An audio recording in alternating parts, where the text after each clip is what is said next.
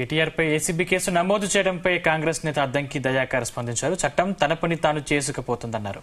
గత ప్రభుత్వ హయాంలో కేబినెట్ ఆమోదం లేకుండా కేసీఆర్ ఆదేశాలతో నేరుగా నిధుల వినియోగం జరిగిందన్నారు.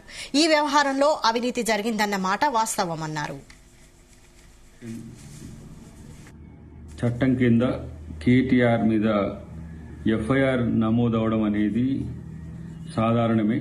ఎందుకంటే గత కొన్ని రోజులుగా ఏసీబీ ఈ అంశాల పట్ల సమగ్రమైన విచారణ చేపట్టడం ఒకటి, ఫార్ములా ఈ రేస్ కార్ల విషయంలో తాను తీసుకున్న నిర్ణయాలు ఏకపక్షంగా ఉండడమే కాకుండా కేబినెట్ అప్రూవల్ లేకుండానే నేరుగా నిధుల వినియోగం జరిగిందనేది అభియోగం ఉంది. దాని విషయంలో చట్టం తన పని తను చేసుకుపోతున్న క్రమం.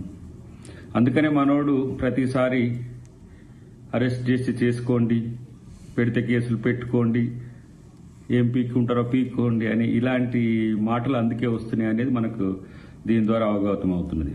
అంటే కాంగ్రెస్ ప్రభుత్వం ఆధారాలు లేకుండా స్పష్టమైన విచారణ మీద నమ్మకంతోనే ఎలాంటి చర్యలకైనా పూనుకుంటుంది. ఈ విషయాన్ని బీఆర్ఎస్ కానీ ఇతర ఎవరైనా కూడా ఆలోచించాల్సిన అవసరం ఉంది.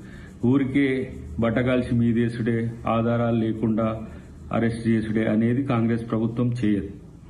కాబట్టి కేటీఆర్ ఇష్టానుసారంగా ప్రజల నిధులను ప్రభుత్వం రూపంలో దుర్వినియోగం చేయడం అన్నది వాస్తవం.